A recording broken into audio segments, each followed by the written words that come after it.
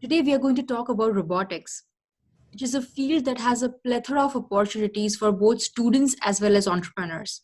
Today, we have with us Jayam Patel, who is doing his PhD in robotics from WPI USA.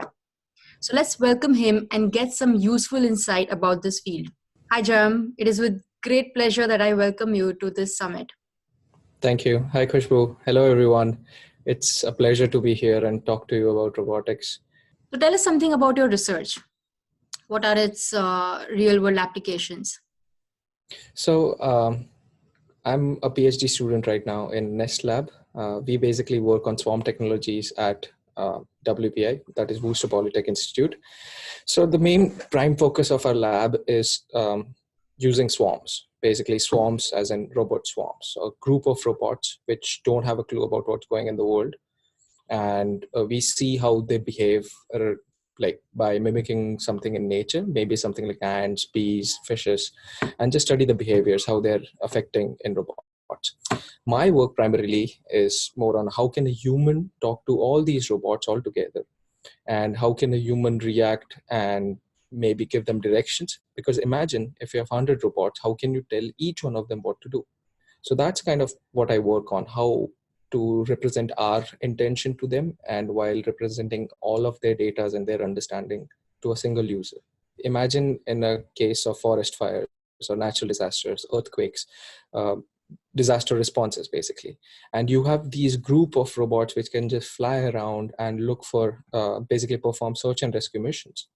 So that's the natural or the real pragmatic approach or future direction that we are looking into right now. So Jam, tell me, how did this fascination for robotics start? I know you have had a very interesting career path in robotics. So where did it all begin, and how did it start? So for me personally, years ago, so it's a childhood dream I had once. Everyone used to have these RF cars, basically remote frequency controlled cars. Right. So I used to see that with everyone, and it wasn't common when we were kids, right? Right now, every kid has it, but for us, it was a very It was a big deal. It was a big deal. During 90s, imagine something on your hand and you're controlling something. That was completely, that something blew my mind out. For sure. And ever since, and then there were movies and novels and cartoons which always inspired me. So I would say a mentor played a very important role in my career and my choice of today's selection of doing a PhD in robotics. So his name is Ronak Shodhan. I met him through a friend of mine, and as another mentor, basically I was learning programming at that time. Okay. But he guided me and showed me the way of something is possible beyond the scope of robotics, my imagination at that point of time. My first step for robotics was to make simple circuits, like line detection, basically a simple robot which could follow a line, or simply something which could avoid obstacles.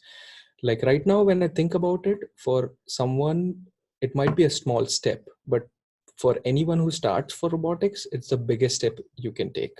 And it gives a boost, right? Like if you make a line following robot, you know how everything assembles and what do I need to work for it, how does it work, what is its function. And I think taking baby steps and one step at a time will gradually lead to where you want to go, right? Yes, that's exactly correct. Like robotics, especially a merger of all these fields: computer science, IT, hardware, mechanics, electronics, everything possible, chemical engineering, if you think about it, materials, rubber.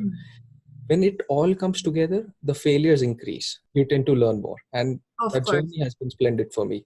You come from electronics and communication engineering background. And usually what I have seen is the students who pursue robotics are majority from computer science, or is that a misconception? Or how did you make a transition from being an EC student to understanding programming, code, and work your way towards robotics? So like I mentioned, that robotics